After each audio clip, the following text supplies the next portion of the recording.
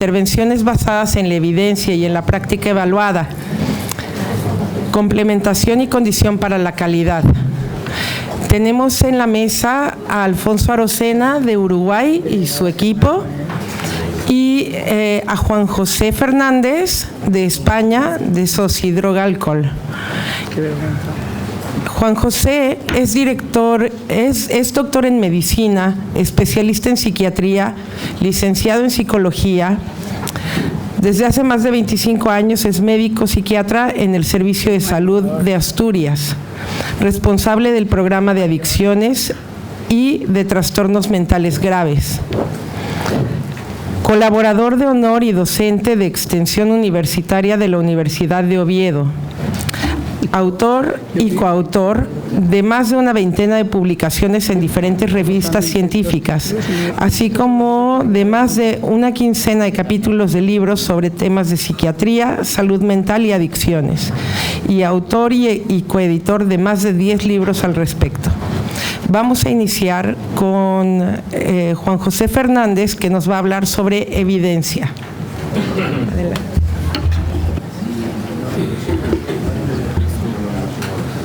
Hola, buenas tardes.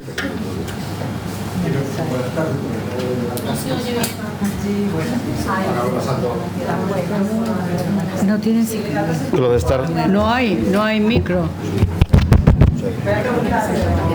No, sí está sentado. Bueno, aprovecho primero para saludar a los que no he podido saludar, que ya hay algunos que hacía algunos años que no os veía. El tema de esta tarde, que espero que sea lo suficientemente intenso como para que no os durmáis, solo perdonaría a los españoles, no por que sean españoles, sino porque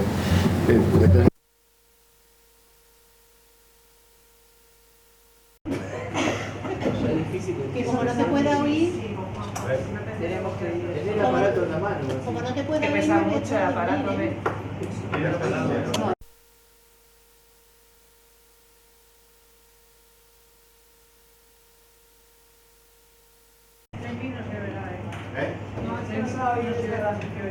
Hola. ¿Soy?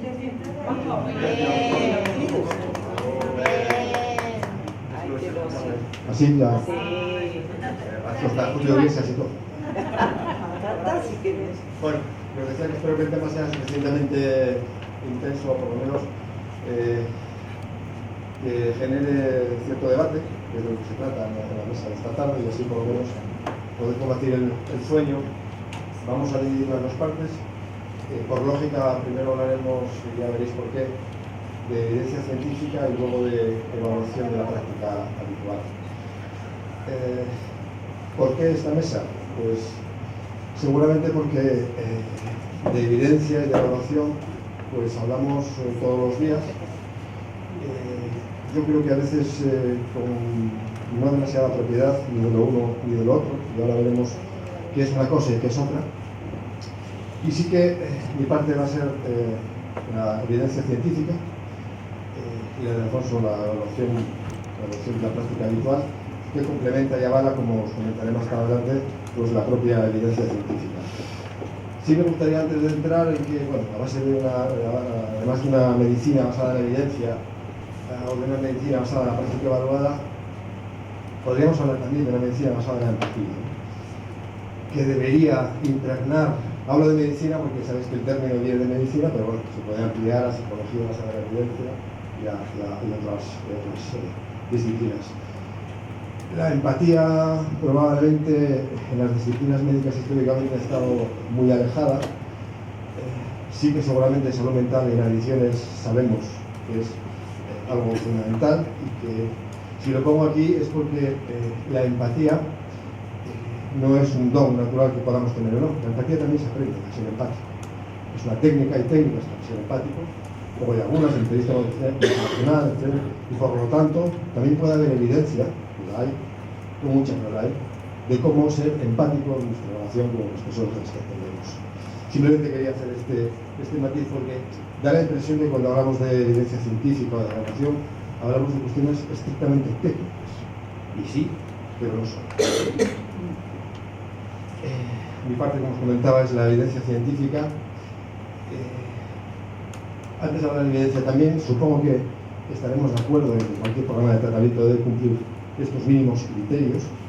Vamos a hablar de qué es lo que vamos a evaluar y por lo tanto hay ciertos criterios que deberían ser obligatorios, que imagino que no hace falta que repasemos ni que los reitere. El concepto de evidencia científica seguramente es un tanto, no sé decir ambiguo, pero sí, desde luego a veces recibido con cierto rechazo, otras veces utilizado con cierta alegría también. Y yo creo que inicialmente tenemos un primer problema con el término, que es una mala traducción del inglés. Porque medicina basada en la evidencia es una mala traducción de medicina basada en pruebas. En inglés, como sabéis, es prueba, y en español lo hemos traducido mal. Yo ya doy por perdida la batalla de llamarlo bien medicina o psicología basada en pruebas y no en evidencia, porque yo creo que ya el término está instaurado y es difícilmente ya pues que se pueda quitar. Pero cuando te hablan de evidencia, da la impresión de que es algo que es obvio, que es indiscutible y que no tiene ya pues, más cuestión que ser llevado adelante pues, de una forma crítica. Como explicaré más adelante, todo esto es lo contrario precisamente de la evidencia científica. Pero insisto, el término ayuda muy poco a recibirlo, digamos, con agrado. ¿Cuál es el objetivo de la evidencia? Pues determinar el conocimiento científico, para luego además también establecer aquellos estándares que tenemos que aplicar en nuestra práctica, ni más ni menos. ¿Qué tiene que tener la evidencia científica para serlo? Lo primero tiene que ser clara metodológicamente. Tenemos que saber cómo se ha llegado a esa evidencia que nos dice, a esa evidencia que nos da. Tiene que ser además complementada por métodos diferentes. No vale un método, no vale una persona, no vale un contexto, no vale una disciplina. Tiene que ser venida desde varios contextos, disciplinas y metodologías. Como veis, existe un concepto claro de lo que es evidencia. Como os decía antes, es todo lo contrario, una verdad absoluta e irrefutable. Porque la evidencia viene del método científico, y el método científico lo que nos ofrece son hipótesis. Hipótesis que pueden ir cambiando a medida que seguimos conociendo y que hay que elegir en un determinado momento la hipótesis, pues aquella que explique más cosas y que las explique pues, más sencillamente. Esa es la famosa navaja de Ockham, el principio de parsimonia, es decir, lo más sencillo, lo más simple es lo que explicaría un fenómeno. Más allá de eso, seguramente entraríamos en algo de las ciencias y no sería metafísica, quizás. Como os decía, es importante, se sustenta sobre procedimientos empíricos y tiene que ser replicado. No vale que haya, aunque luego ya, cuando hablemos de los ensayos clínicos y la evidencia, pero no vale con que alguien haya podido tener un método para dar una evidencia, tiene que ser replicada por varios equipos, por varias personas, con diferentes métodos. Y insisto mucho en esto, porque a veces se nos vende evidencia como algo que no es. Una única persona no puede generar evidencia. ¿Por qué tenemos estas dos partes de la charla? Porque el complemento de la evidencia científica es la evaluación en la práctica habitual. Es validar la evidencia científica. Nosotros, y insistiré mucho en la charla, nosotros validamos las evidencias. De alguna manera la evidencia científica viene del laboratorio y nosotros somos el mundo real y servimos para validar la evidencia. Nosotros no generamos evidencia, la validamos. ¿Qué es lo que no es evidencia científica? Bueno, como en España está muy de moda todas estas cosas, las dejan en los paraísos, en los coches, bueno, pues este tipo de... y que no sé, hace años había una página web que se llamaba Parapsicología basada en la evidencia. Que es ya lo que los filósofos llamarían una contradicción en términos, ¿no? Pero ahora ya la inventé buscar otro día y ya no la encontré. Parapsicología basada en la evidencia. La evidencia, y a veces se entiende como esto, no es un conjunto de evaluaciones, no es un montón de evaluaciones, ni tampoco es una selección de trabajos con cierto rigor metodológico, eso tampoco es evidencia, eso es una búsqueda sistemática, pero no es evidencia. Y a veces sí que se nos confunde con que estas cosas sean evidencia. ¿Para qué nos sirve la evidencia? Porque sí que es cierto que durante los últimos años de alguna manera se nos ha bombardeado con la evidencia y parece que si no la seguimos, pues estamos fuera de lo que deberíamos hacer. Lo cual en parte es cierto, y luego también hay una crítica de qué partes debemos criticar de todo eso, porque la evidencia nos sirve precisamente para saber exactamente qué estamos haciendo y cómo lo estamos haciendo de bien o de mal, y si eso está consiguiendo lo que queremos. Luego lo explicaré más técnicamente, pero sí me gustaría recordar que aunque nos parezca increíble, esto es reciente. La medicina, insisto, hablo de la medicina porque todo esto viene de la medicina, porque podría aplicarse a la psicología, podría aplicarse a otras disciplinas, hasta hace medio siglo, cuando aparece, o hace menos, no sé ustedes, cuando aparece la medicina basada en la evidencia, no se basaba en pruebas, ¿no? Recuerdo, evidencia, pruebas, ¿se basaba en qué? Pues durante casi 2000 años en lo que decían las eminencias. La primera Hipócrates, y luego pues cada eminencia que decía que las cosas eran como eran y había que hacer lo que él decía que había que hacer.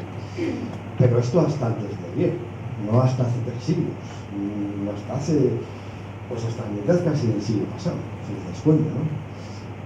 Yo recuerdo cuando empezó a hablar de medicina basada en evidencia, en los 80-90, que, bueno, amigos míos, pero ¿qué es que ahora qué es la medicina basada en evidencia? Y hasta ahora, ¿en qué os basabas? Y claro, se te termina cara de decir, pues, sobre todo cuando uno de ellos era abogado, que no era, joder, pues sí, es que la medicina basada en evidencia, o la evidencia científica, en líneas generales, nos sirve para no seguir haciendo lo que llevamos haciendo miles de años, que es pues, repetir lo que algunas eminencias dicen que hay que hacer para conseguir lo que ellos dicen que se consigue. Porque ha conseguido unos avances en el conocimiento tremendos. Si veis cómo ha avanzado medicina, psicología y otras disciplinas en los últimos 50 años, ha sido tremendo. Esto vale para que la toma de decisiones que hacemos cotidianamente la hagamos basada en realidades y pruebas, no en supuestos. Y sobre todo fundamentalmente porque si también hablamos de hace ya décadas de calidad, pues no puede haber una intervención de calidad si no hay una evidencia detrás de lo que estamos haciendo. Y sobre todo, en este seminario se va a hablar también de ética, porque la ética profesional y la ética de las intervenciones pasa porque nos dejemos guiar por la evidencia y no porque hagamos lo que parezca oportuno o lo que creamos. Son cuestión de creencias, como decíamos antes, no es una cuestión de creencias. Para esto nos sirve la evidencia científica. Además, la evidencia científica nos lo da ya bastante masticado, bastante eso, ¿no? Según los niveles de evidencia científica, pues podemos luego tener los grados de recomendaciones. Los niveles tienen que ver con el método y tienen que ver con, sobre todo, cuánto explica ese método. La mayor evidencia viene de metaanálisis de ensayos clínicos. Un ensayo clínico no deja de ser un diseño experimental. Y el diseño experimental es el único método científico que puede decir que un fenómeno explica otro, que es causa de otro. Solamente con este método podemos hacer. Es decir, solamente aplicando un diseño experimental podemos decir que determinada intervención consigue determinados resultados. Las otras evidencias ya son menores. Como veis, la mayor evidencia es que haya metaanálisis de varios ensayos clínicos. Para algunos vale, me contrario con lo que decía al principio, con un ensayo clínico de autoridad. Discutible, que eso sea una evidencia de primer grado. Y luego va bajando metodológicamente, ¿no? Pues, controlados pero no utilizados, pequeños casos experimentales, casos controles, recortes, vamos bajando, y luego al final, de aquí, pues al final llegamos a la medicina basada en la eminencia, que es el cuarto. Bueno, pues documentos de opiniones de expertos, experiencias, bien, esto sí que es medicina basada en la eminencia, lo que le dicen las eminencias, pero como veis, tiene pues un escaso nivel. Esto nos traduce en los grados de recomendaciones de determinadas intervenciones. Los niveles de evidencia 1, pues el grado de recomendación que significa que es altamente recomendable porque está validada por ensayos clínicos y ha mostrado su eficacia. Cuando hablamos de evidencia científica hablamos de eficacia, pero cuando hablamos de evaluación, de práctica habitual, hablamos de efectividad. Nos dice que la eficacia de esa intervención es muy alta y por tanto es también altamente recomendable. A partir de ahí, y en correlación con los niveles de evidencia, pues las recomendaciones van bajando de firmeza. Por lo tanto, sí que nos orienta bastante, nos da bastante hecho. Insistimos en que todo esto es para que luego podamos decir que evidentemente estas son las recomendaciones, con estas evidencias, al final acaban cumpliéndose en el día a día. Y para decir eso, tenemos que evaluar con rigor nuestro día a día aplicando estas recomendaciones. En adicciones, bueno, pues una de las cosas también que por España están muy de moda, todas estas cosas. Pues en adicciones, como en otros muchos ámbitos de adicciones, durante mucho tiempo y hasta casi de tiempos recientes, lo que llamábamos tratamiento era una caja negra que en muchos casos, como una caja negra, no sabíamos qué coño se hacía. Los resultados sí que probablemente podíamos tener los claros, qué resultados queríamos, y algunos de ellos pues, son relativamente fácilmente evaluables, pero lo que se hacía para llegar a esos resultados, pues en la mayoría de los casos era desconocido, y en muchos casos sigue siendo desconocido. Es decir, las intervenciones no están manualizadas, no se puede saber, yo hago esto, lo hago así, lo hago de esta otra forma, durante este tiempo, y sin esto es imposible generar evidencia, y sin esto es imposible evaluar. No podemos evaluar una intervención que desconocemos de qué se trata, y mucho menos dar evidencia o generar evidencia sobre ella.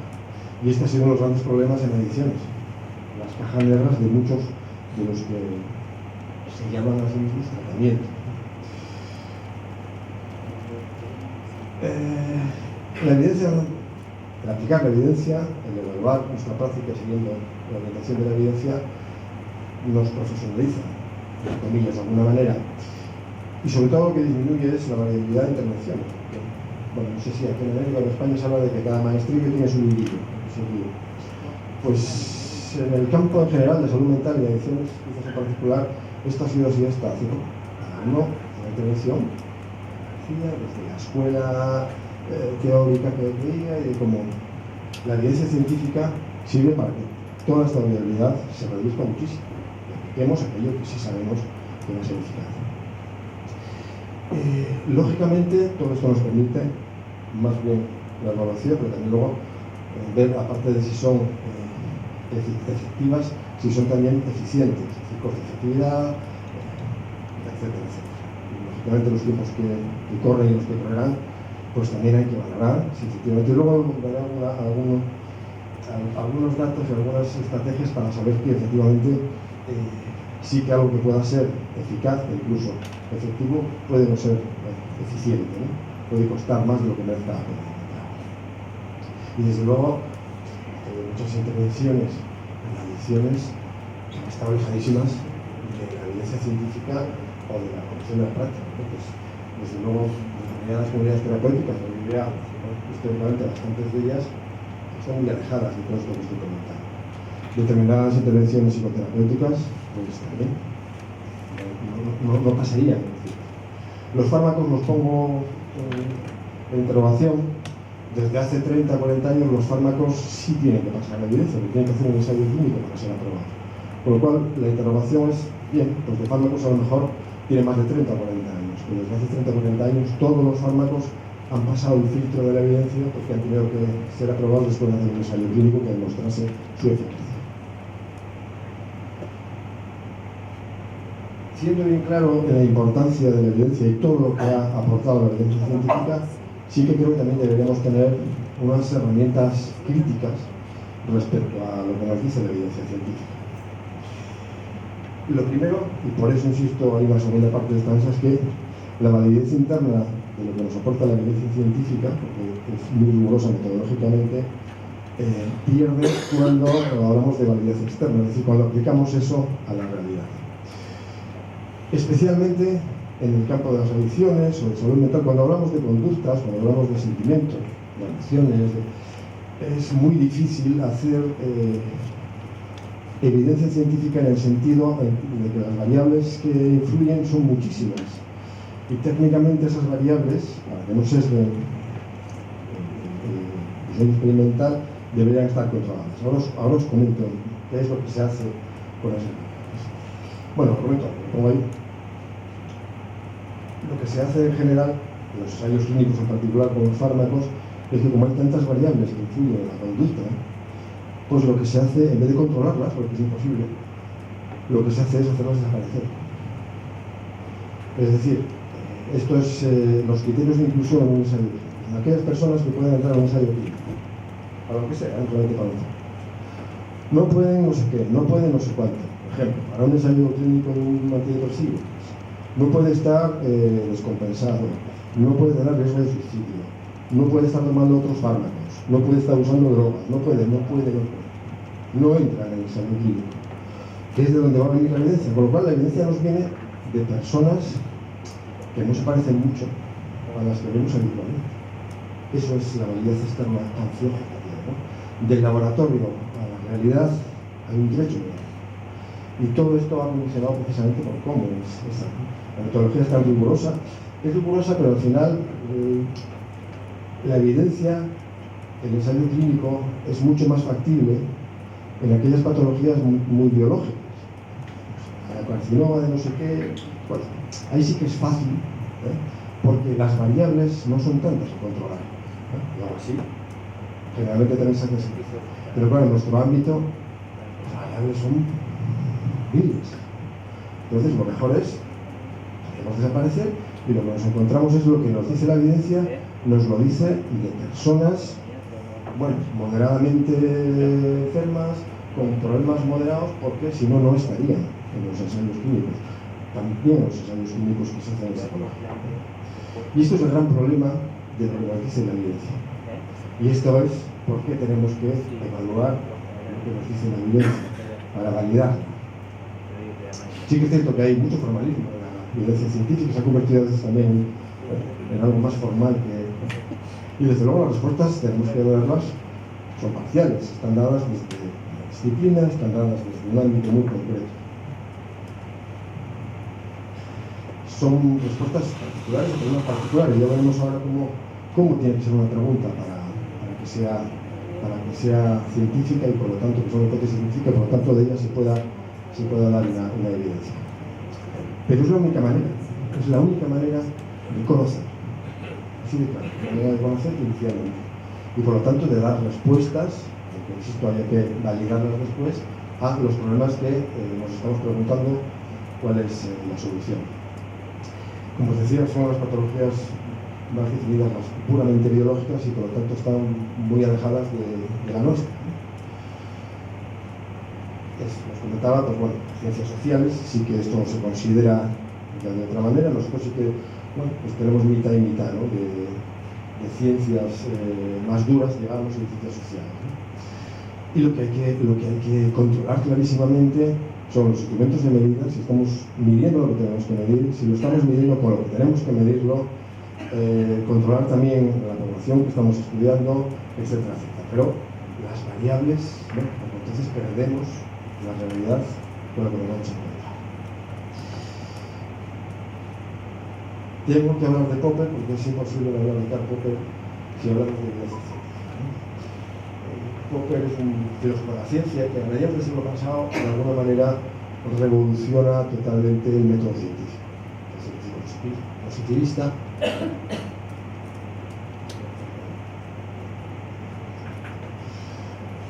Básicamente lo que aporta, no solo, pero lo que aporta Popper es lo que llama la falsación. Es decir, una hipótesis científica, luego operar en la evidencia si se cumple, tiene que ser falsable. Es decir, puede probarse que es falsa. Esto que parece una teoría, hay una obviedad, pues cambia mucho las cosas de cómo se estaban haciendo hasta ese momento. Porque lo que dice Popper es que en realidad lo que tenemos que hacer no es demostrar algo, sino que ese algo podría hacer posible que otras personas muestren que no es cierto. Que parece un juego de palabras, pero es muy importante metodológicamente, ¿no? Es decir, y ahora voy con la pregunta, tiene que ser, la pregunta científica, digamos, la hipótesis científica que nos planteemos, tiene que ser de tal manera que podamos dejar abierta la posibilidad y que otros nos demuestren que es falsa. Si no es así, según Popper, eso no es una hipótesis científica, es otra cosa. Por ejemplo, vamos a ver, de estas tres hipótesis supuestas, según Popper, Dios es eterno es una hipótesis científica.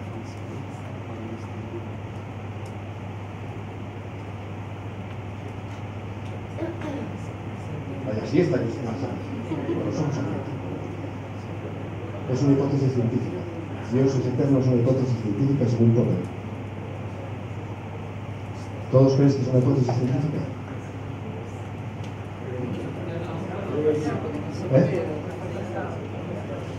Por lo tanto, no es una hipótesis científica. ¿Se puede falsear? Dios es eterno. ¿Se puede demostrar que eso es falso? Por lo tanto, esto no es una hipótesis científica. Desde aquí hablamos de otras cosas, pero no podemos hablar ni de evidencia ni de evaluación. Si yo digo la aspirina baja la fiebre, ¿eso es una hipótesis científica? Sí. Si yo digo 500 miligramos de ácido salicílico durante 8 horas reduce la temperatura corporal humana en 2 o 3 grados, eso es una mejoría, ¿no? Como veis, cumple, se puede falsear, puedo demostrar que esto no es así, y además está muy específica y muy claramente definido. Todo está definido en la hipótesis, claramente definido. Bueno, como sabía que venía a la parte norte del Mar de Plata, me atrevo a poner este tercero. La resolución del complejo de Edipo previene la neurosis. Esto es una hipótesis científica. ¿Algo que sí? ¿Por qué no? ¿Por qué no? A ver. No, según Popper, ¿por qué no? Ponte en el pellejo de Popper. Él dice que no.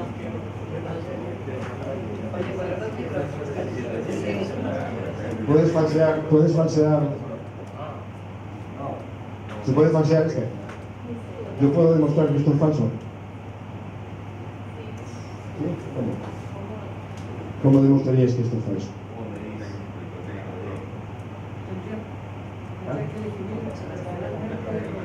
Primero habría que definir complejo de Edipo operacionalmente, efectivamente. Que yo sepa, está por venir. Y la neurosis, definirla operacionalmente también está. Con lo cual, según Popper, esto no es una hipótesis científica.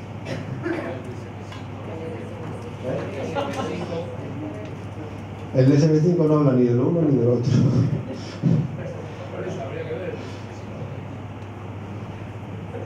Como me falta poco, sí quisiera hacer cómo criticar algunas cosas de lo que nos ofrece la evidencia científica. Pues atender a todo esto que con todas las variables que antes os he comentado. Una cosa es controlarlas y otra cosa es hacerlas desaparecer. El tamaño de la muestra. El tamaño de la muestra tiene que ver con la P significativa. Cuando leemos un artículo, pues parece que se nos vende que la P es significativa. ¿Qué significa que la P sea significativa? Solo significa que la hipótesis nula se rechaza. Esto quiere decir que sí que efectivamente la intervención que estamos evaluando sí que tiene unos efectos, pero no nos dice cómo de importantes son esos efectos. Simplemente nos dice que, en comparación con el grupo placebo, sí que hay... Lo del tamaño de la muestra tiene que ver porque conseguir una P significativa no es tan difícil si las muestras son muy grandes. Pero se lo puede hacer una compañía farmacéutica, lo puede hacer, pero nosotros difícilmente no cuesta de 2.000, 3.000 personas en la rama, Bueno, no tiene que ser representativa, es decir, tienen que ser personas de las que luego vamos a decir que no. Importante. Tamaño del efecto, y lo necesario para tratar, no sé si os suena, esto muy pocas veces viene en cualquier artículo que veamos, es fundamental. Pero el tamaño del efecto nos dice cómo de importante es esa P significativa. Y la P puede ser significativa, pero la intervención puede ser muy poco relevante, porque cambian muy pocas cosas en realidad, aunque la P sea significativa. Y esto es fundamental, a nivel económico es fundamental en nuestra práctica habitual, por supuesto. Sin embargo, ¿en cuántos artículos nos ponen el tamaño del efecto? Poquísimos. el tamaño del efecto debería ser algo que diría obligatorio, porque si no, no se puede hablar de evidencia en absoluto, ¿no? Porque, bueno, se puede hablar de evidencia, sí, pero de una evidencia que a nosotros nos sea útil, porque, bueno, si conseguimos que un efecto, el tamaño del efecto va de 0 a 1, un efecto de 0,2, 0,3, pues un efecto casi irrelevante, y efectos ya de 0,7, 0,8 ya pues, importantes. Otra cosa que también es muy difícil encontrar en ningún artículo es el número necesario para tratar. A veces es que somos muy intuitivos. Esto quiere decir cuántas personas debemos tratar para que nuestra intervención tenga efecto. No, si el número necesario para tratar es 1, es la bomba de esa intervención. ¿Vale? Porque eso significa que produce un efecto, que dice que produce en todas las personas con las que nos estamos interviniendo. A partir de ahí, pues si no es necesario para tratar, nos va diciendo pues sí que si es una intervención o no que merezca la pena. Si es 8, significa que yo tengo que tratar a 8 personas para que una se beneficie de la intervención que estoy haciendo. Aunque la P sea significativa, y sin embargo, ¿cuántas veces veis esto en los artículos? Y esto debería ser exigible para cualquier, un metaanálisis de eso, si realmente en los artículos que está hablando, pues esto se dice, pues si no, ya te consigo.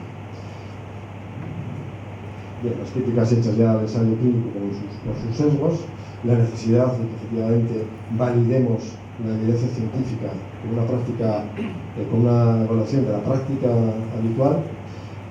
Evaluaciones hay muchas, tenemos ahora en este sentido de evaluación de resultados, hay varios aspectos.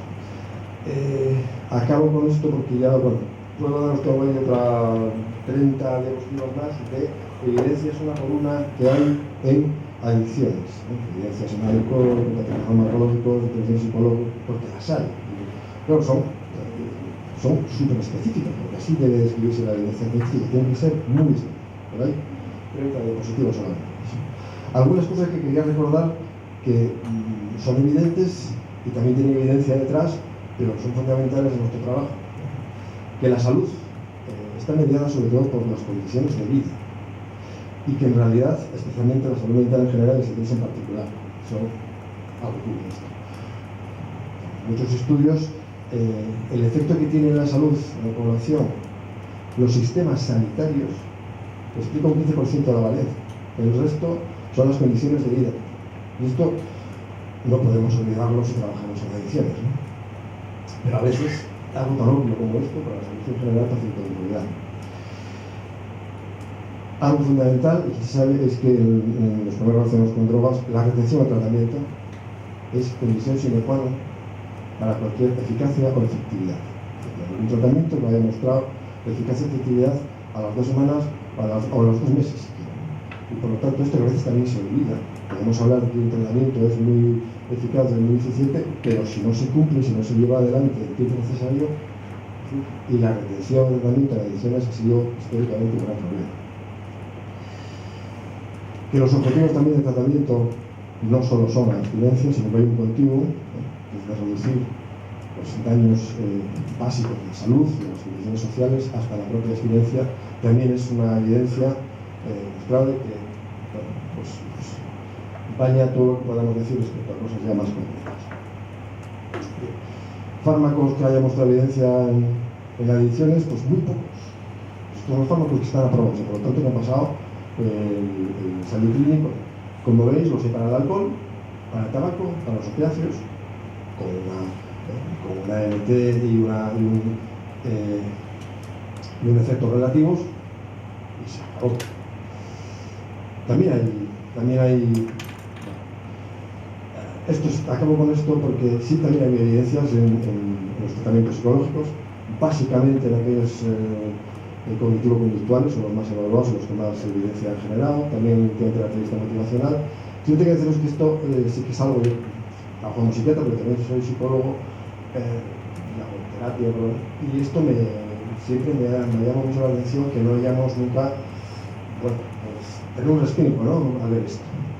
Este es un estudio, no se evidencia, hay unos cuantos estudios más o menos semejantes, pero que se repite mucho. que es que de las intervenciones psicoterapéuticas, solamente el 15% de su efectividad tiene que ver con las técnicas. El resto tiene que ver con factores de la persona que viene a ser atendida o de la propia relación terapéutica con esta perspectiva específica. ¿Por qué a mí personalmente esto me da un respiro? Porque entonces el 85% también lo cumple una echadora de cartas. También lo cumple una adivinadora de futuro como una bola. ¿Vale? Si solamente el 15% tiene que ver con nuestras técnicas, que se supone que son, ¿vale? Esto pues ahí sigue dándole vueltas a esto. Insisto, esto no es evidencia, pero sí que es un mantra que se repite que a mí me genera, bueno, cierto desasosiego, ¿no? Bien, deciros que también incluso hay evidencias sobre la propia relación terapéutica, sobre los enfoques psicoterapéuticos, básicamente cognitivo-conductuales, sobre los combinados, y al final aquí se os iba a poner todas las evidencias que hay una por una, que insisto son 30 diapositivas porque hay muchísimas. Y las conclusiones, bien, pues, que han propiciado la evidencia conocimiento, por fin, conocimiento de nuestras intervenciones, que nos sirven para tomar decisiones firmes y que beneficien finalmente a los pacientes, que no sea que cada uno pues, intervenga como mejor le parezca, y que es fruto de una metodología rigurosa que, bueno, debemos conocer básicamente y sobre todo, como se comentó, pues también poder hacer una cierta crítica, ¿no? Como esto es lo que nos dice el laboratorio, es fundamental que nosotros, que somos los profesionales que intervenimos, que aplicamos lo que nos dice la evidencia, validemos que eso es así. Y por eso, pues ahora ya continuaría recordando simplemente que las buenas prácticas, la calidad, etcétera, etcétera, pasa por dejarnos orientar por la evidencia, y que también la ética de nuestra intervención pasa por dejarnos orientar por la evidencia y por la práctica. Y ahora doy paso ya a Alfonso. Gracias.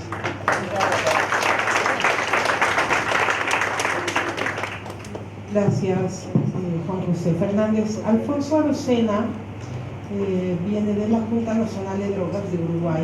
Es licenciado en Psicología por la Universidad de la República, actualmente en la maestría de Psicología Clínica de la Universidad de la República, con proyecto de tesis sobre la percepción de los usuarios de drogas sobre la efectividad de los dispositivos residenciales. Con amplia experiencia en la evaluación, supervisión y seguimiento de los programas terapéuticos y el desarrollo técnico e implementación de dispositivos, dirigiendo proyectos y programas en entidades mayoritariamente del tercer sector, se ha dedicado además a actividades de enseñanza, desarrollos tecnológicos y publicación de trabajos y estudios relacionados con las drogas y adicciones. Actualmente es supervisor de calidad de los dispositivos de la RENADRO, SND, Presidencia de la República. Adelante, Alfonso. Y voy a presentar a Luis González, que es el coordinador que va a presentar con nosotros, es el coordinador del área de tratamiento de la Junta Nacional de Drogas, y a María Alicia Cabrera, que es la coordinadora del área de evaluación. Nosotros un poco vamos a dar de complementar algunas de las cosas que ya fueron dichas en esta presentación de la evidencia científica, y nos vamos a enfocar bien en la parte de la práctica evaluada. Para nosotros un poco el nombre era desafíos epistemológicos, metodológicos y operativos. Creemos que mucha de la escasez que hay en evaluación de efectividad tiene que ver también con todos los factores que intervienen para poder hacer un diseño riguroso y medianamente serio.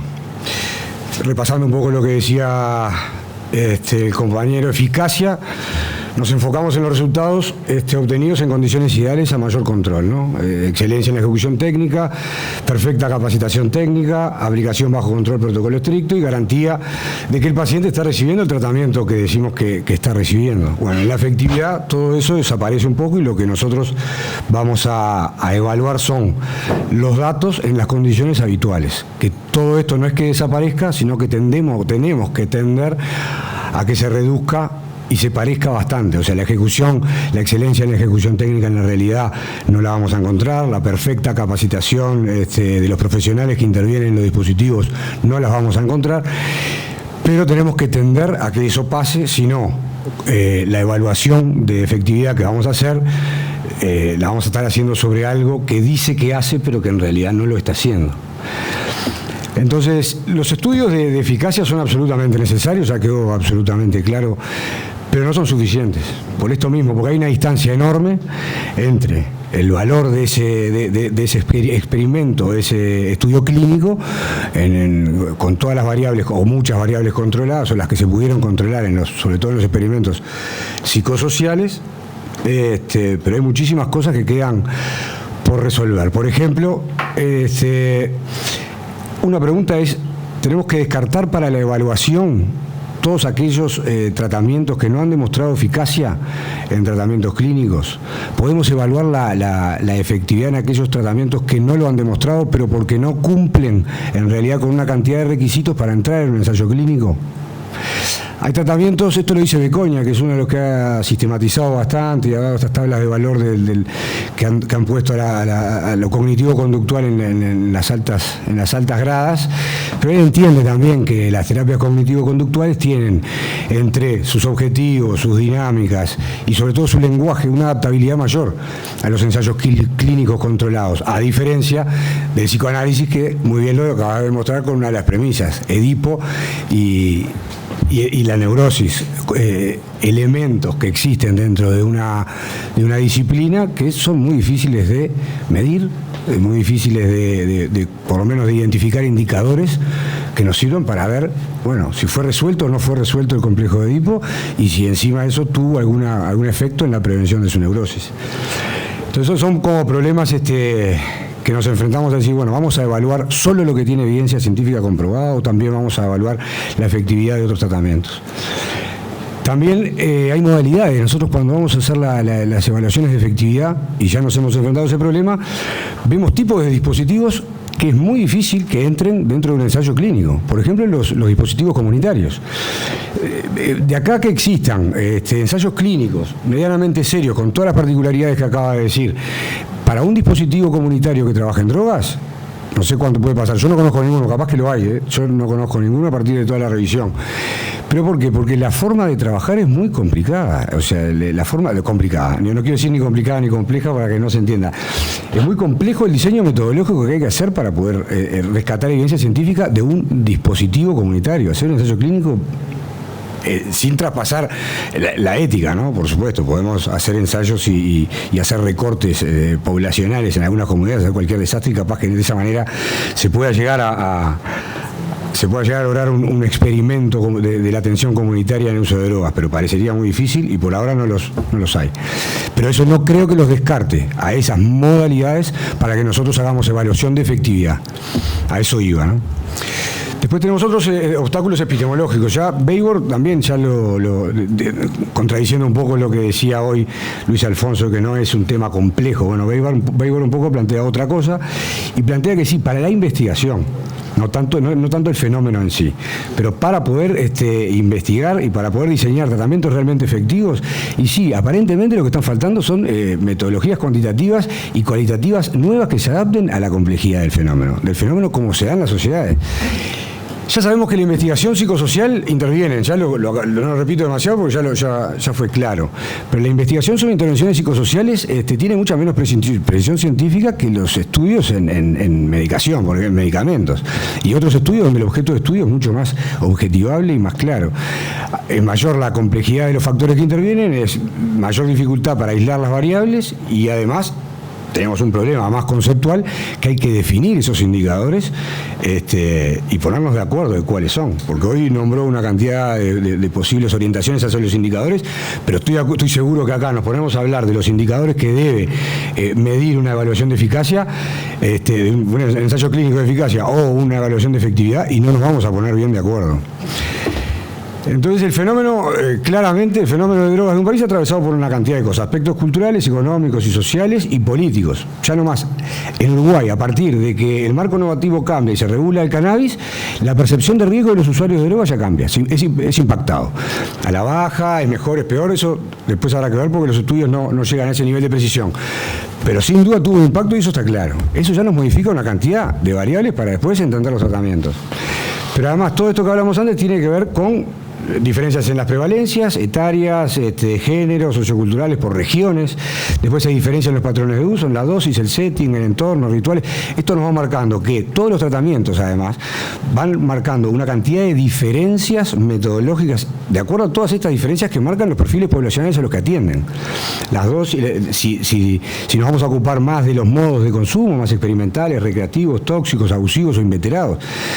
Y a todo esto los factores poblacionales también los que atendemos, porque en la evaluación de efectividad nosotros estamos en la realidad, no estamos más en el ensayo clínico donde podemos hacer el recorte perfecto de, bueno, esta es la población a la que se lo vamos a medir y vamos a hacer, vamos a controlar todas las variables. No, acá estamos atendiendo a los que vienen, y los que vienen con patologías asociadas, vienen con entramados sociales pobres y totalmente débiles, vienen con habilidades sociales descendidas, con niveles socioeconómicos bajos, o no, estoy poniendo un recorte, ¿no? Y con recursos cognitivos que, bueno, tenemos que verlo en una evaluación diagnóstica. Pero esa es la realidad de los dispositivos de atención cuando vamos a decirles, bueno, vamos a evaluar qué efectividad tiene este dispositivo o este tratamiento que ustedes están llevando adelante. Además hay otro problema que eso sí no lo nombraron, que es una de las características que tiene el uso problemático de drogas, que es la persistencia, que depende del modelo explicativo del uso de drogas, algunos le llaman más recidivante, otros hablan de cronicidad, pero bueno, todos sabemos que un estudio de efectividad, una evaluación de efectividad, si no, se puede hacer ex ante, ex post, perfecto. Antes del tratamiento la persona estaba así, después del tratamiento la persona estaba así. Vemos los indicadores y hay una mejoría clara. Pero todos sabemos que esa persona probablemente, o muy probablemente, porque también hay estudios de esto de la persistencia y lo recidivante, que esa persona después de 2 años, esa mejoría se reduce, la remisión sintomática desaparece. Es decir, nosotros tenemos que empezar a pensar que la evaluación de efectividad tiene que ser a largo plazo, tiene que ser longitudinal. Nosotros en un estudio que lo van a presentar por suerte el jueves, me enteré, no es un estudio, es una sistematización que pretende niveles de evaluación, por lo menos lo marcamos a 2 años. Y ya sabemos que 2 años es poco, porque también ya estamos viendo, gracias al observatorio, que hay una cantidad de personas que demoran más tiempo en volver a repetir los mismos patrones de consumo que tenían al inicio. Estos estudios longitudinales, el problema que traen es que son muchísimo más costosos. La mortalidad experimental que ya sabemos que existe en la población con uso problemático de drogas, que salta, empezamos en un 25%, que se llevó a los 2 años a un 65%, más o menos. Ya sabemos, cuando hacemos el estudio longitudinal, la mortalidad experimental aumenta, sigue aumentando, entonces eso nos baja la validez del estudio. Después también hay otro tema, que este es más discutible, más complicado por lo menos, pero también se ha observado, y creo que todas las personas que han estado en clínica lo han observado, las personas en este problema crónico o por lo menos persistente del uso de drogas, la persona arranca en un ambulatorio y prueba y le va más o menos bien, pero después pasa por un residencial, pasa por un comunitario. O sea, casi ninguna persona mayor de 25 años que esté en algún tratamiento hoy es su primer y único tratamiento, ha pasado por otros. Entonces ahí, en la evaluación de efectividad también tenemos que definir, bueno, ¿qué le aportó el primer tratamiento? No aportó nada. No, teníamos que haber evaluado el ex ante ex post ahí para saber qué es lo que le aportó ese tratamiento, para poder decir que en este tratamiento lo que le estamos aportando es esto otro. Entonces, la linealidad causal ahí en la remisión sintomática es como ofrece dificultades, no quiero decir que es difícil tampoco, porque difícil no es un término muy técnico, pero ofrece una cantidad de limitaciones metodológicas y complejizan los estudios y también los encarecen. Y después está la remisión sintomática espontánea. Cuando hacemos estudios longitudinales, sabemos que las personas tienen acontecimientos de su vida que tienen mucho más importancia, es un poco lo que acaba de decir, ¿no? En las terapias psicológicas tienen que ver muchísimo más, capaz, que las condiciones de la persona, que la estrategia o la corriente psicoterapéutica que se esté. Entonces, la remisión sintomática espontánea, ¿cómo la integramos también a este estudio? Son todas cosas como que hay que tenerlas claras para poder después, cuando termina la evaluación de eficacia, decir, bueno, este tratamiento es efectivo o no, decir, bueno, es efectivo o no, de acuerdo, pero tenemos todos estos problemas metodológicos anteriores que los resolvimos de estas y cuales maneras para que vean la validez externa que tiene esa evaluación de efectividad. A todo esto, cuando vamos a la red de Uruguay, pero cuando vamos, estoy seguro, a la red de España, porque algo la conozco, y a la red de todos los países, vamos a encontrar esto, distintos modelos que se diferencian. Becoña los separa en por el enfoque psicoterapéutico. Vamos a encontrar lugares donde aplican el modelo cognitivo comportamental y otros el dinámico, los humanistas o los posmodernos. Después, si vamos a los objetivos de tratamiento, están los objetivos que se reducen a un concepto más abstencionista y otros que van más a la reducción de riesgos o a la gestión de riesgos, que es un poco un concepto que se deriva de eso. Después, el paradigma explicativo. Hoy se hablaron de los dos paradigmas. Hoy se fueron nombrados el paradigma más de enfermedad, nos paramos más de que el uso problemático es una enfermedad, pero hubo otra locución que habló más, no, nos paramos más del aprendizaje social. Tipo de atención, ya Weber había hablado y creo que hay evidencia, por lo menos científica, clara de que los abordajes integrales son los más eficaces, por lo menos a nivel de ensayos clínicos. Pero sigue habiendo, encontramos en la red, dispositivos que se enfocan en una intervención médica, otros que se enfocan en una intervención psicológica, otros social y hasta religiosas y espirituales. Entonces, cuando vamos a evaluar tenemos que tener en cuenta, porque esta es la red que tenemos y esta es la red por la que transitan los usuarios que nosotros después vamos a evaluar en este dispositivo, pero transitaron por esta red.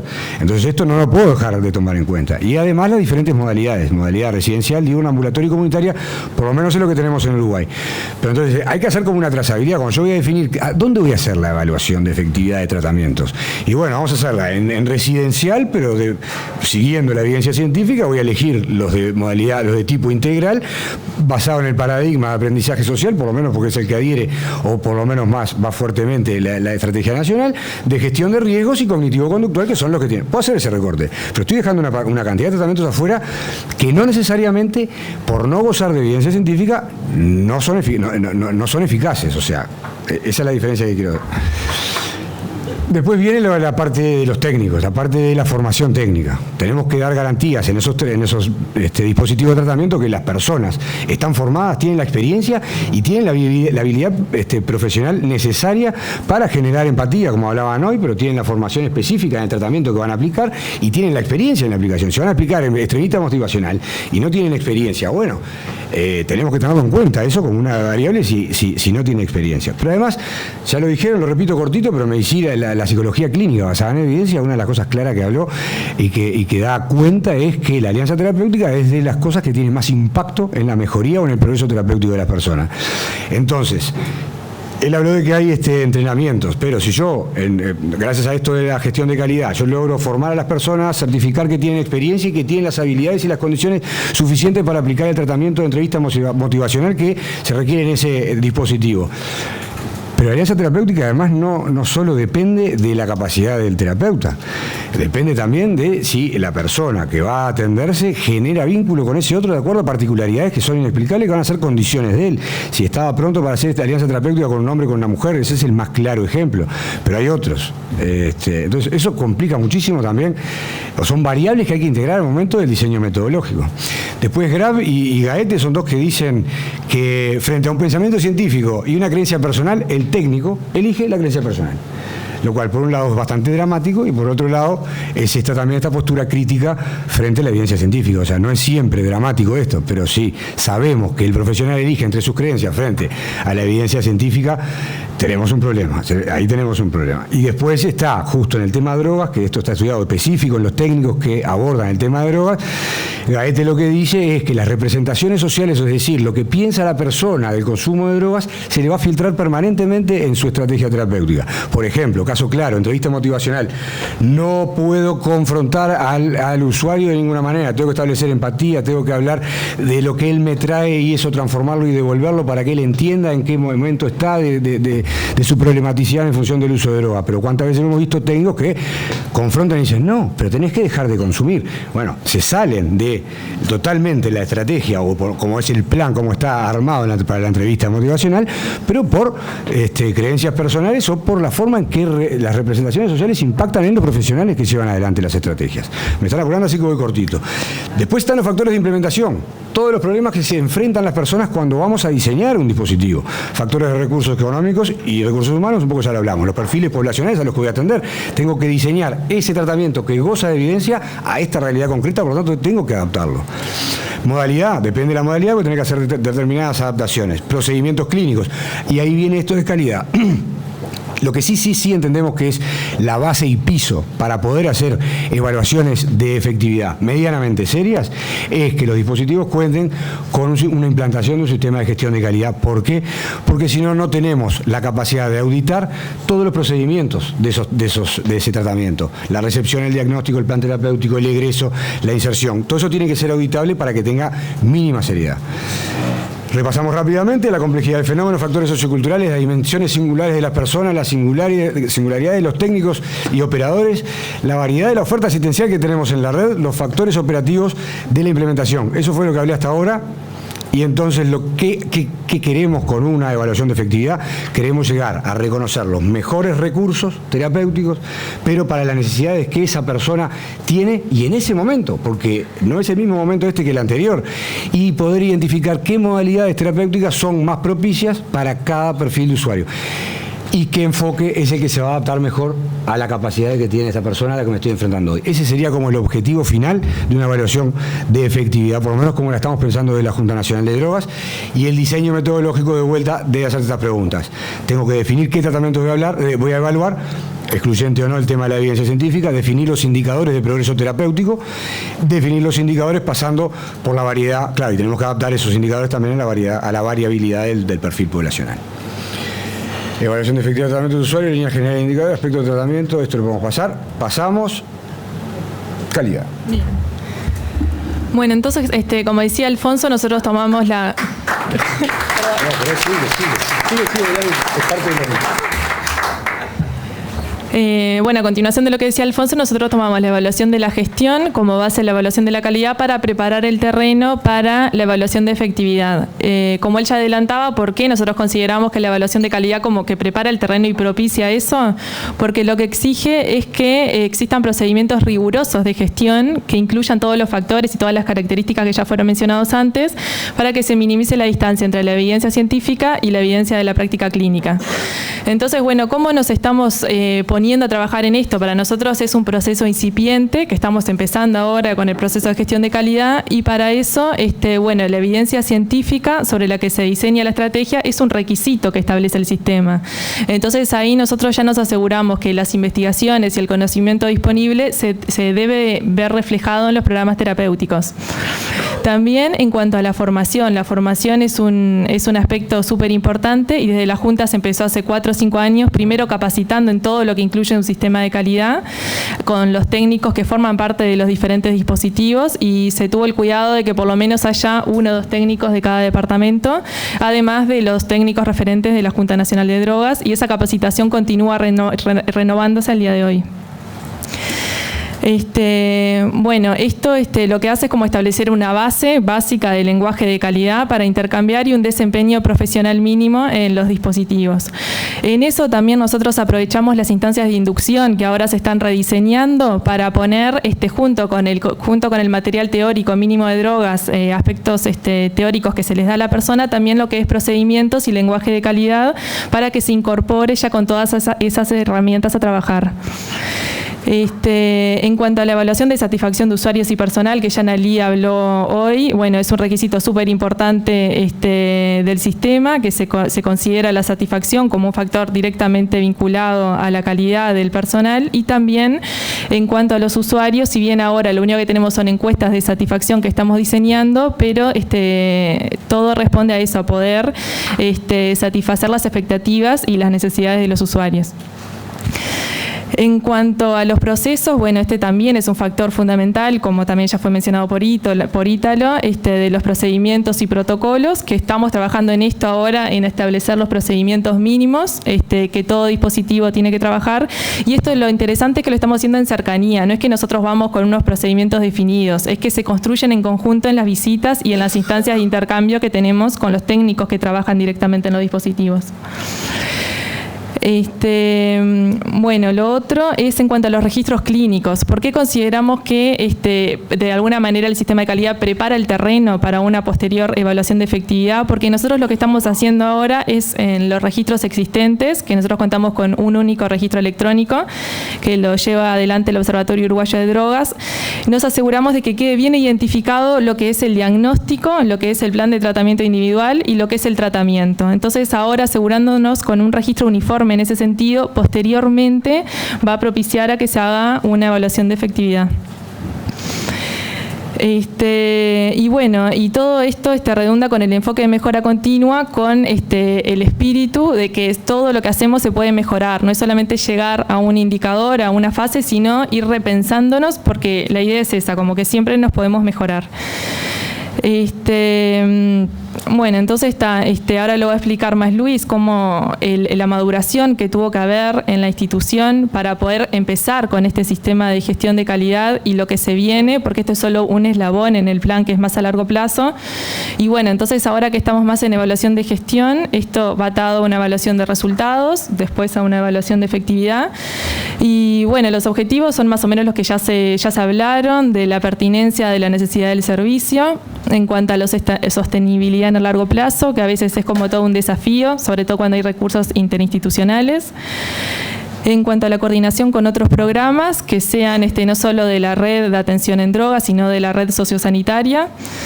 Bueno, en cuanto a la eficiencia, que también eficiencia en gestión ya es todo un desafío, porque hay que ver las personas que atienden, otras actividades extras como atención a referentes sociosanitarios, consulta con otros técnicos, armar ya solo los indicadores de eficiencia para gestión, ya nos llevó a pensarlo mucho. Y bueno, y finalmente el logro de objetivos y el logro terapéutico. Así que ahora damos paso a Luis, que va a explicar más el panorama general. Bueno, muy bien. ¿Cómo están de cansados? ¿Venimos bien? Porque es como ¿no? Mucha cosa. Yo primero quería contarles un poco, ahora voy a contar cómo fueron los pasos en Uruguay, dónde estamos hoy.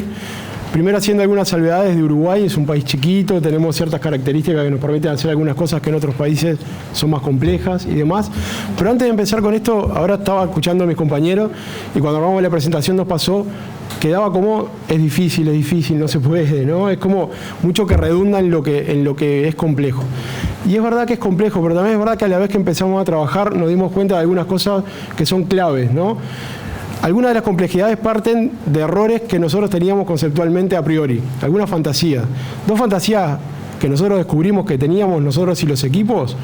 Una era la fantasía de la fidelización de los clientes, ¿no? Cada centro piensa que trabaja con un grupo de personas aisladas y que esas personas no se atienden en el lugar de al lado. Ese es el primer error que tenemos. Entonces empezamos a evaluar como si cada cosa fuera una isla. Esa fue la primera fantasía que derribamos y nos permitió dar paso a algo más. Segunda fantasía, esto del poder mágico. Lo que yo hago solo lo puedo hacer yo, no lo puedo escribir y no lo puedo reproducir. Esa es otra fantasía con la que contábamos. Todavía cuando nos encontramos algunos técnicos sale esto. Esto no se puede sistematizar. Si se sistematiza se muere, ¿no? Es una fantasía también. Esas dos fantasías, cuando se derriban, nos permiten pensar en una lógica diferente, que es la lógica de sistema. Ya empezamos a pensar que evaluar cada pedacito no es suficiente. Tenemos que pensar en una lógica de un sistema, porque las trayectorias de las personas atraviesan todos nuestros dispositivos, atraviesan todos nuestros sistemas. Y ahí empezamos a cuestionar algo más complejo todavía, y es que hay un error de diseño en la política, que esto es todavía más grave, ¿no? Que diseñamos política por compartimentos y después las personas van tratando de enganchar en esos compartimentos, pero entre uno y otro de esos compartimentos perdemos la mayor parte de las personas y tenemos la mayor parte de los fracasos terapéuticos. Entonces desde ahí empezamos a pensar la calidad con otra forma de verla, y empezó a ser un poco menos difícil. Todo esto que parecía súper complejo, lleno de variables, ¿no? Empezó a mostrarnos que lo podíamos hacer por partes. ¿Qué elegimos nosotros? Empezar por subsistemas, no por centros, sino por subsistemas. Entonces, ahora les voy a ir contando cómo fue, ¿no? Al principio, lo primero que empezamos a hacer fue reaccionar a lo fenomenológico. Eso fue lo que el país hizo, ¿no? Hoy mirando para atrás decimos, ¿cómo pasó, no? Pero fue así. Hay un problema, surge un fenómeno, respondemos al fenómeno casi automáticamente. Entra la pasta base al Uruguay, creamos un centro especialista en este tipo de tratamiento y reaccionamos casi automáticamente. Ese fue el primer periodo. El primer periodo nosotros empezamos a tirar algunas cosas a la cancha desde el Estado para dar respuesta a cosas puntuales, digamos. Por suerte en Uruguay tenemos, no veo nada, por chiquitita la letra. Por suerte en Uruguay tenemos la facilidad de que el Observatorio Uruguayo de Drogas empezó con nosotros, empezó con la política. Entonces, desde ahí empezamos desde el principio a generar algunos números. Al principio nos costaba más utilizarlo, a medida que fuimos desarrollándonos, empezamos a trabajar más juntos y empezamos a hacer una utilización mejor de esos resultados. Después trabajamos durante un tiempo muy largo en diseño. Y esto fue, en un momento nosotros mismos nos criticábamos, pero para mí fue una fortaleza enorme. Después que vimos que el primer periodo había sido casi fenomenológico y automático, decidimos tomarnos un tiempo para diseñar un plan que se llamó el fortalecimiento de la Red Nacional de Atención en Drogas. Y ahí lo que se vio fue lo que había, lo que faltaba y cómo podíamos hacer para ir llenando los huecos, esos huecos, ¿no? En esa etapa de diseño apareció además todas estas dificultades para gestionar con el Estado, ¿no? Solo hablamos de la mejora continua y es necesaria por muchas cosas, pero sobre todo para nosotros es necesario porque nuestros fenómenos cambian con una velocidad que cuando terminamos de implementar las respuestas ya cambiaron todas las preguntas. Y eso era una cosa que con el Estado nos pasaba, la lentitud de implementación hacía que cuando estábamos prontos para dar la respuesta ya la situación era otra. Y de ahí empezamos a trabajar en la idea de gestionar público-privado, que eso para mí fue un gran avance en estos últimos años. Se generó un fideicomiso de administración de fondos y empezamos a trabajar con las organizaciones de la sociedad civil, no solo en la ejecución, sino también en la retroalimentación y el diseño. Al punto que hoy, por ejemplo, nos pasó el otro día una cosa muy emocionante, que es una organización de la sociedad civil que trabaja con nosotros, presenta en un evento y presenta sus términos de referencia, o sea, el contrato por el que los contratamos, porque ellos entienden que como lo construimos juntos, eso da cuenta exactamente de lo que hace. Y eso es algo que hace unos años atrás era imposible. La gente permanentemente se quejaba que los términos de referencia no daban cuenta de lo que realmente se hace en la cancha, ¿no? Entonces empezar a gestionar con esta otra lógica nos permite diseñar e implementar de otra manera. Después vino la etapa de implementación de eso que estaba diseñado. Esa etapa fue una etapa gloriosa. A mí me gustó mucho porque teníamos la idea en el papel, teníamos los recursos siempre escasos y teníamos el desafío de llevar a la cancha ese papel, ponerlo a jugar en la realidad. Muchas gracias. Ese fue un momento genial, ¿no? Ahí nacieron una cantidad de dispositivos, empezamos a ver cómo se concretaban las cosas, pero lejos estábamos de poder hacer que eso funcionara como un sistema. Ahí lo que teníamos era un grupo de dispositivos que empezaron a trabajar poco juntos, ¿no? Más bien separados. Esa fue la realidad. Entonces empezamos a pensar en esta lógica de la calidad, la implementación de un sistema de calidad. Lo que empezamos a ver es que muchas veces nos quejamos porque no tenemos, y a veces cuando miramos en Uruguay por lo menos el problema no es que no tenemos, el problema es que lo que tenemos no juega en equipo, ¿no? Entonces todos queremos salir a meter el gol y nadie se queda defendiendo y por ahí se nos arman algunos líos, aun cuando tenemos buenas tasas de profesionalización, tenemos números interesantes desde el punto de vista de lo que hay, pero aún así no funciona bien, ¿no? Entonces empezamos a trabajar en coordinación, en diseño de sistema, en la implementación de un sistema de gestión de calidad, y ahí empezamos por subsistemas. Lo que dijimos fue, no empecemos por centros, vamos a trabajar con grupos de centros. Entonces dividimos la red en niveles de complejidad y empezamos a trabajar con algunos dispositivos del primer nivel. Unos dispositivos particulares que se llaman Ciudadela en Uruguay, que trabajan en la detección, derivación, seguimiento y tratamiento. Y lo que hicimos fue empezar a trabajar con las gerencias intermedias. Llamamos a todos los coordinadores del país de estos dispositivos y los empezamos a juntar periódicamente. Y los empezamos a pedir que evaluaran lo mismo y que trajeran los números. Y a partir de eso todo cambió, ¿no? Ahí, a partir de eso dejamos de hablar de casos particulares, dejamos de hablar de personas, que era algo que hacíamos antes, fulanito, menganito, fulanito no le sirvió, a sultanito sí, y empezamos a hablar de fenómenos y de números, con los gerentes intermedios del sistema.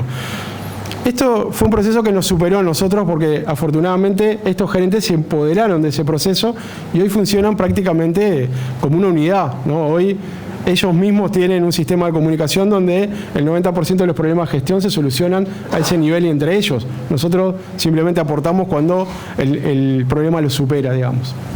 Voy rápido porque me estoy quedando sin tiempo. Trabajamos también en la gestión directa con los equipos de trabajo. Una vez que teníamos alineados a los gerentes intermedios, los equipos de la Secretaría empezaron a visitar a los equipos con los que trabajan esos gerentes y empezamos a trabajar en las inquietudes específicas de la gente que está en campo. Ahí tuvimos otro nivel todavía de realidad, ¿no? Distinta de la de los gerentes. Ahí uno se va dando cuenta cómo, enfocando en cada lugar, uno obtiene cierta parte de la información. La información no está toda en un lugar. Luego trabajamos en la definición de protocolos y procedimientos y sobre todo lo que planteamos son metas realistas. Y esto es una cosa para revertir esta cuestión de si no se puede todo, no se puede nada, ¿no? Que eso es otra fantasía de la que partimos. Todo no se puede, pero siempre se puede dar un primer paso. Para nosotros lo importante es tener clara la meta y tener claro cuál es el paso que sigue. Y si podemos encarar el paso que sigue, eso es un éxito y nos permite hacer algo que habitualmente no hacemos en los sistemas de drogas y que tenemos que hacer más, que es celebrar, ¿no? Celebramos el logro de un éxito y eso nos motiva a todos, motiva a los equipos, nos motiva a los gestores.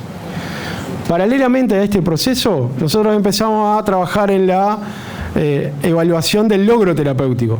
Y ahí otra vez nos encontramos con una cantidad de no se puede, es difícil. Hace poco tuvimos una discusión con compañeros nuestros, una buena discusión con compañeros nuestros, tuvimos 2 horas pensando cómo, ¿no? Pensando cómo evaluar, pensando qué evaluar, qué es el logro terapéutico. ¿Es la abstinencia total? ¿Cuántos de nosotros conseguimos ese logro hoy? ¿No?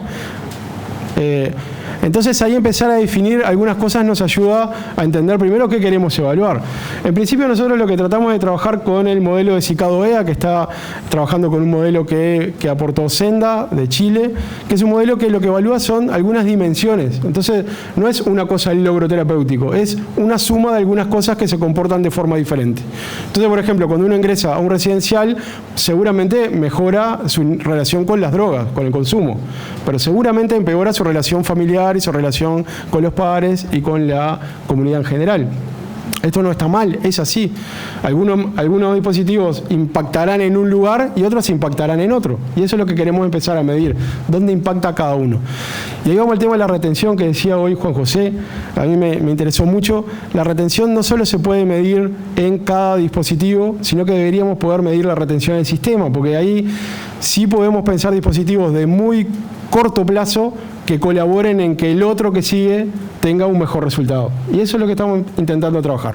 Solo veíamos, por ejemplo, fracasos terapéuticos cantados, personas que venían de la calle al residencial directamente. Cantado.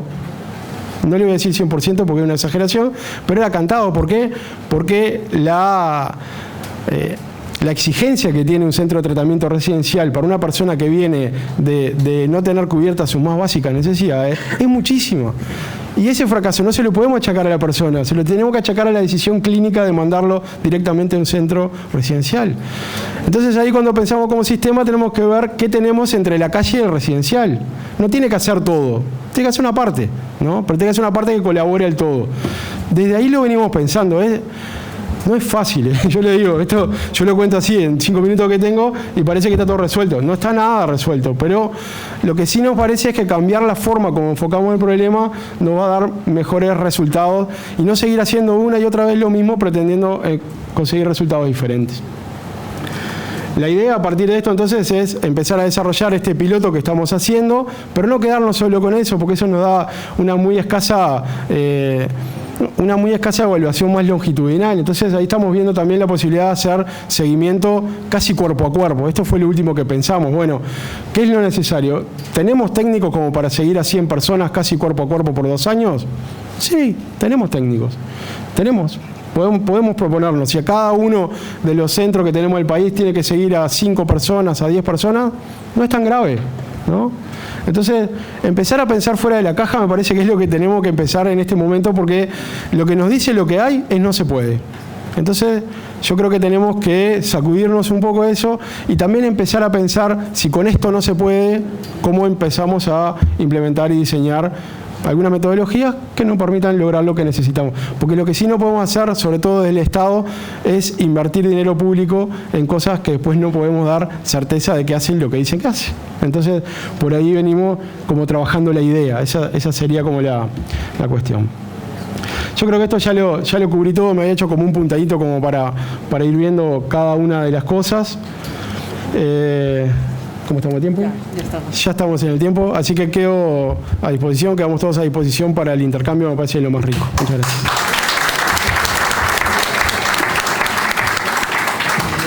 Bueno, muchas gracias al equipo de Alfonso, a Juan José.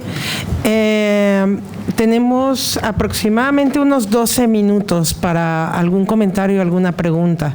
Tenemos que estar abajo salir de aquí a las 4:15. 4:15, 4:20. Entonces tenemos unos pocos minutos.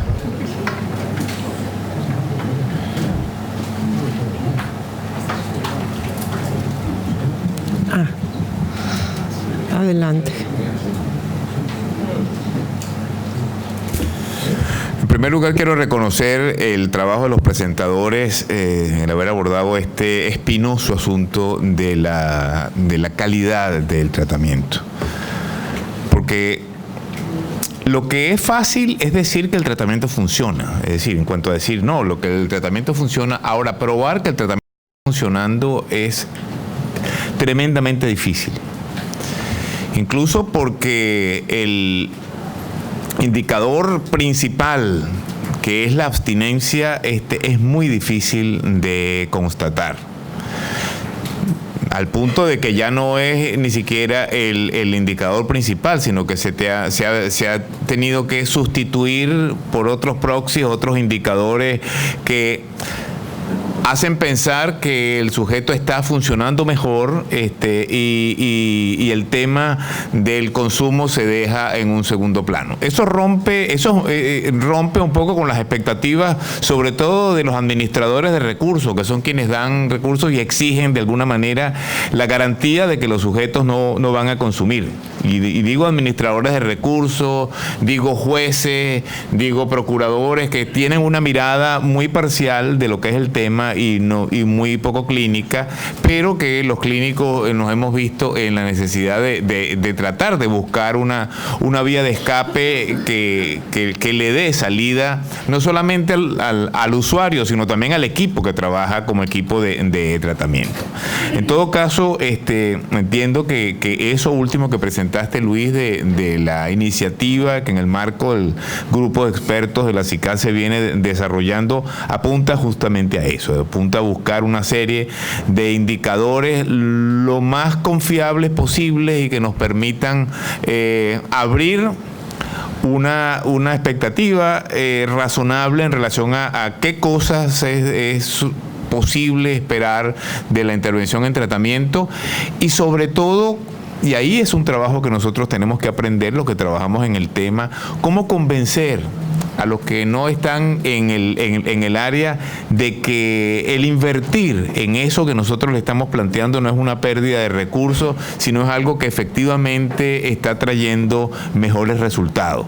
Porque a fin de cuentas ese es el enorme reto. Esta mañana cuando yo presentaba y decía al final, pero tiene que haber una asignación de recursos presupuestarios para que todo esto sea posible. Los recursos presupuestarios se asignan con criterios a veces muy arbitrarios y muy cargados de sesgos y de prejuicios. Por lo tanto, no basta con que nosotros nos convenzamos a nosotros mismos, sino que quien tiene en todo caso los recursos y quien toma las decisiones es otro, y por eso el desarrollar respuestas en este ámbito es una posible palanca para poder justificar la asignación de recursos. Mientras nosotros no tengamos un discurso que nos haga creíble y que sea basado, no sé si en evidencia, en la práctica clínica, pero en algo que pueda generar confianza en el otro, vamos a estar siempre limitados de recursos para hacer lo que tenemos que hacer. Sí, no, una cosa interesante con esto es de dónde vienen los recursos, ¿no? Porque ahí en Uruguay tenemos una experiencia bien interesante porque todo este cambio ha sido apoyado con recursos financieros que se han ido multiplicando a lo largo de los últimos 15 años, se han ido multiplicando. Y el tema me parece que tuvo que ver con sacar con dejar de pedirle recursos a seguridad y poder incluirnos en la agenda de derechos para pedir recursos. Y ahí uno tiene otro lenguaje desde el cual se puede parar para pedir recursos. Si uno, es muy atractiva la agenda de seguridad, pues la agenda de seguridad tiene mucho dinero, ¿no? Tiene una parte de la bolsa bien interesante, pero no es un buen lugar por donde ir. Nosotros elegimos ir por otro lugar que tiene menos cantidad, pero donde podemos fundamentar mucho mejor el discurso de los derechos, ¿no? Y por ahí yo creo que hay una luz. Adelante, Felisa. Me ha encantado la mesa porque abre el panorama a lo que yo creo que tenemos que al final de estas jornadas concluiremos, y es que la red es complementaria, debe ser complementaria. Cada uno en sí mismo tiene que hacer el papel que tiene que hacer, el que se defina o defina la administración o el propio pueda definir, pero la red tiene que ser complementaria y los itinerarios no son itinerarios de un servicio único, sino en conjunto. Por lo tanto, me parece fantástico. Has contestado la pregunta que iba a hacer, porque iba a decir, los servicios de esta red, ¿de quién dependen? ¿De qué administración o administraciones? Porque depende de quién dependan, pues resulta que los costes son unos, son otros, y ahí las dificultades empiezan por lo que yo llamo departamentitis, a ver de quién depende estos servicios. Entonces, si hablas de la agenda de derechos, me parece fantástico, es que ya hemos aceptado que hay una red y que tiene que cubrir todos estos déficits o todo este proceso que nosotros tenemos para que las personas que tienen adicciones pues puedan salir adelante. Me ha parecido bastante importante que la evaluación la hagáis general a toda la red en su conjunto.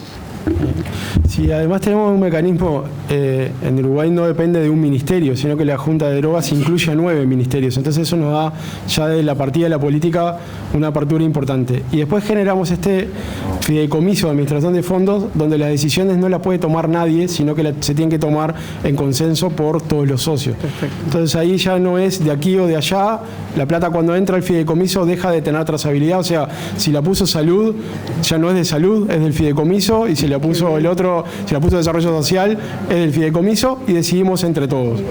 Es muy complejo el mecanismo, ¿no? O sea, suena bárbaro. Después, llegar a los consensos, ahora estamos un poco aceitados, al principio sobre todo, fue difícil. Muy bien. ¿Alguien más tiene alguna pregunta más? ¿No? Después, en cuanto a la evidencia farmacológica, puede decirse, que es lo que más se ha estudiado con evidencia, yo creo que tal como has definido y tal, resulta que son las pruebas las pruebas que tú pones en funcionamiento para que se vea si aquello es eficaz o no es eficaz. Pero gracias a Dios, a pesar de que tenemos los protocolos para dar determinados fármacos, todavía cada persona es diferente. Y todavía tenemos que pensar que para aquella persona, a lo mejor aquel procedimiento, aquel protocolo que se ha evidenciado, pues resulta que no le funciona. Y esto también lo tenemos que tener en cuenta cuando trabajamos con las personas en atención centrada en la persona. Sí, evidentemente. Lo que nos dice la evidencia en fármacos son todo aquello que podemos usar. Evidentemente somos nosotros los que decidimos en cada persona qué estrategias usamos. Lo único que dice la evidencia es cuáles de ellas, bueno, pues tienen peso y pueden servir, pero evidentemente, y además una de las tendencias es en medicina, es medicina personalizada, es decir, que cada persona, una cosa que sabemos nosotros desde hace mucho tiempo, no es ninguna novedad para nosotros, que cada persona necesita evidentemente pues ante cosas diferentes, porque además las personas que atendemos tienen problemas muy diversos, a diferencia a lo mejor de otras personas en las que se hace investigación en fármacos que tienen un problema biológico mucho más concreto y menos condicionado pues por el entorno y por otras cosas. Claro que sí. Una cosita nomás. Y aquí hablo como uruguayo desde un lugar distinto. Estamos cumpliendo Comunicare 25 años y antes que estar fundados formalmente ya estábamos trabajando, o sea, hace más.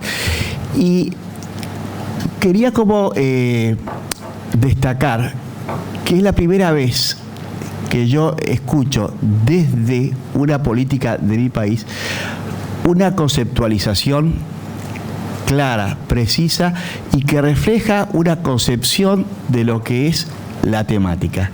Pues siempre hemos estado trabajando desde el lugar nuestro de CARE con políticas erráticas, con impactos que no sabíamos hacia dónde y demás.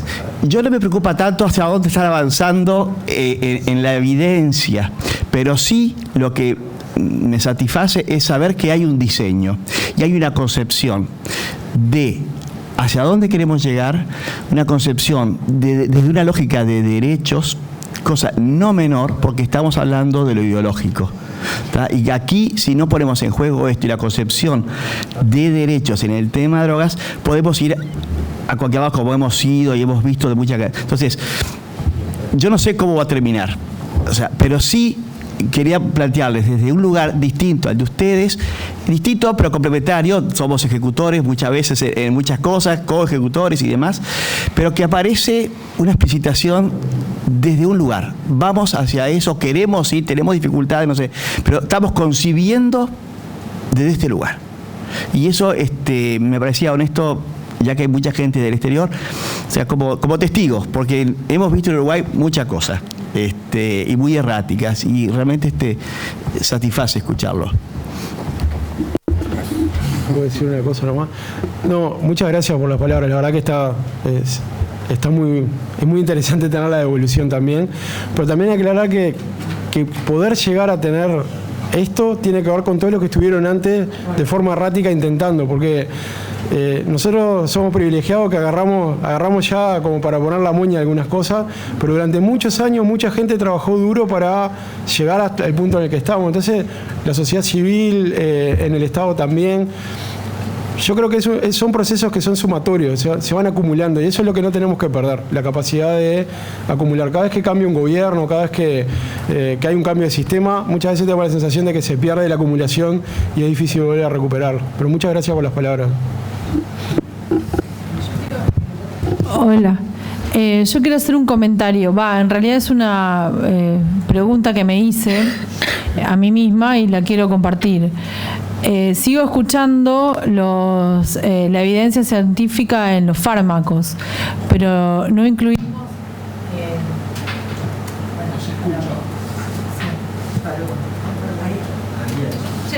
Me voy a cotear ahora el micrófono. Soy la farmacéutica.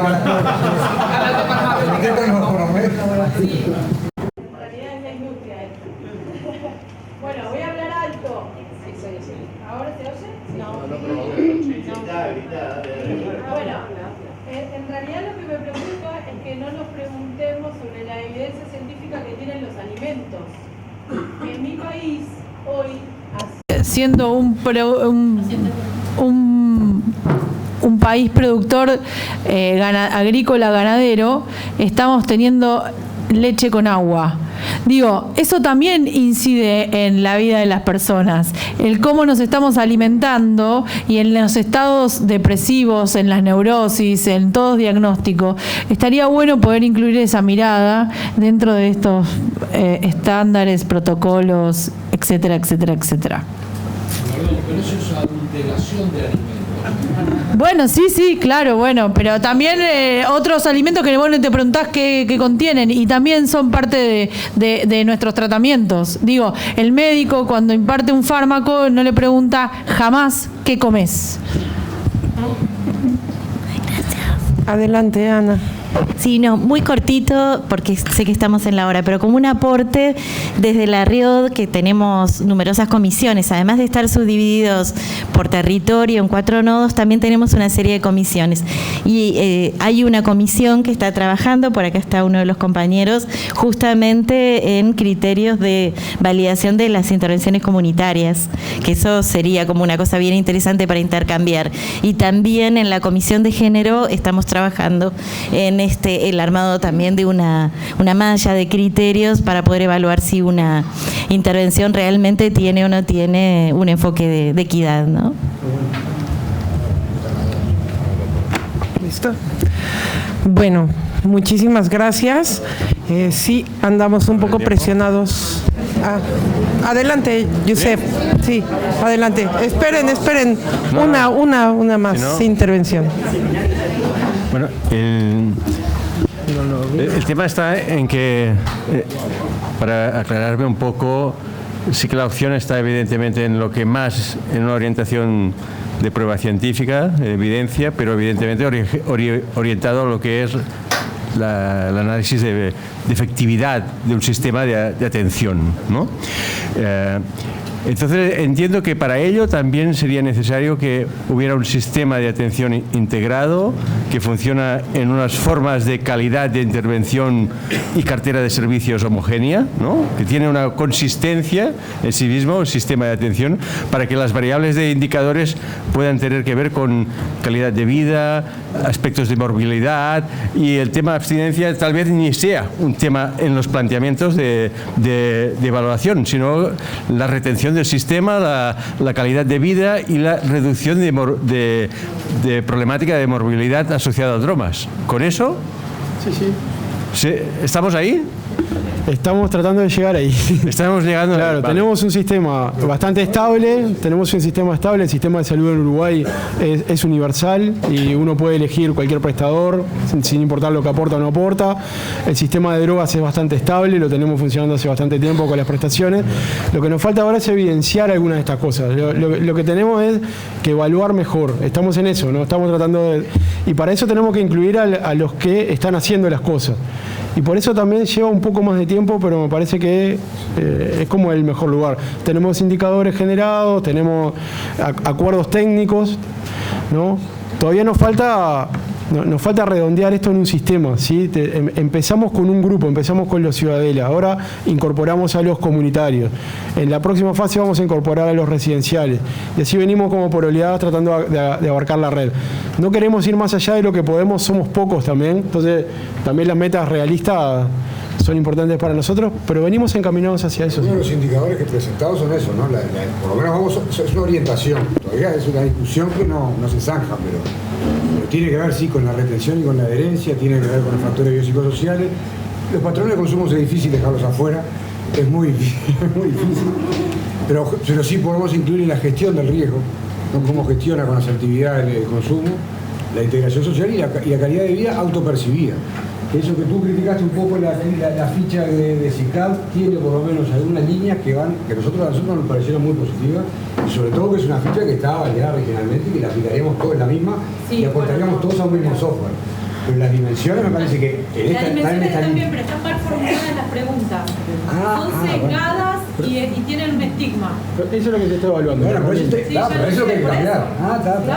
Pero la línea es buena. Está bueno. Yo entendí. No, entendí como que no te gustaba la ficha en sí, no te gusta la forma que está en el diseño de la pregunta. Claro, Las dimensiones estamos de acuerdo. Las dimensiones sí, pero... Esa es la parte más difícil. El delito ahí no me... La dimensión de la actividad... Sí, pero eso es más se resuelve más fácil. Bueno, tenemos que terminar porque sale el autobús. Muchas gracias, Alfonso, Elisa, Luis, Juan. Un momentito, pero no os vayáis un segundito, solamente las personas de Riot, un segundo. A todo el mundo, mañana nos vemos a las 9. Socias de Riot, ahora nos vamos en el autobús, pero entre las 5:30 y las 6:30 en la habitación 801, recogida de papeles, cuotas, etcétera. Por favor, ¿vale? De 5:30 a 6:30 en la 801. No, tú no hace falta, no te preocupes. Mañana a las 9 el autobús, a las 8:30 en el hall.